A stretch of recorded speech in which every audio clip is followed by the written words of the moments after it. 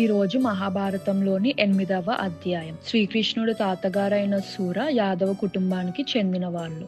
ఆయన కూతురైన ప్రిత ఆవిడ అందానికి ధర్మాలకి గుర్తించబడింది. వాళ్ళ బంధువులైన కుంతి భోజాకి పిల్లలు లేకపోవడం వల్ల సుర ఆయన కూతురైన ప్రితాని దత్తత్తు ఇస్తారు.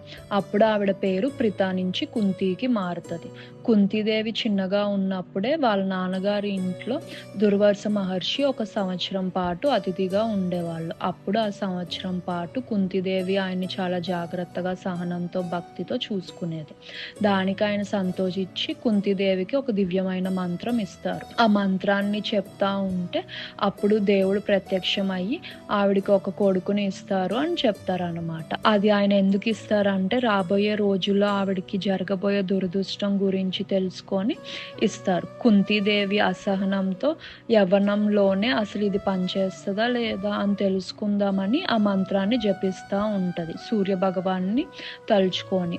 అప్పుడు సూర్య భగవానుడు ప్రత్యక్షం అవుతారు. అప్పుడు కుంతీదేవి కంగారుతో ఇలాగా అంటది, నేను ఇంకా మా నాన్నగారి మీదే ఆధారపడి ఉన్నాను, నాకు ఇంకా పెళ్లి కాలేదు, ఇప్పుడే నేను అమ్మ అవ్వడానికి అర్హత నాకు లేదు, దయచేసి వెళ్ళిపోండి, నన్ను క్షమించండి, ఏదో తెలిసి తెలియక ఇలా చేశాను అనేసి చెప్తుంది అనమాట. అప్పుడు సూర్య భగవానుడు ఇలాగ అంటారు, నేనేమి చెయ్యలేను, నువ్వు మంత్రాన్ని జపించావు కాబట్టి నేను మళ్ళీ వెనక్కి తీసుకోలేను, సూర్యదేవుడు నీకు బిడ్డ పుట్టిన వెంటనే నువ్వు మళ్ళీ తిరిగి కన్యగా మారుతావు అని చెప్తారు.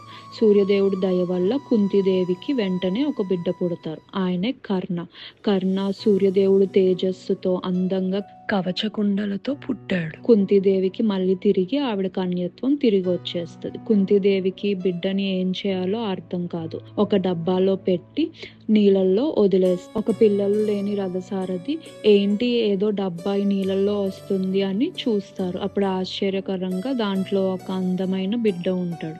ఇంకా వాళ్ళ భార్య దగ్గరికి తీసుకొని వెళ్ళి ఇంకా వాళ్ళిద్దరూ ఆ బిడ్డని పెంచుకుంటాడు.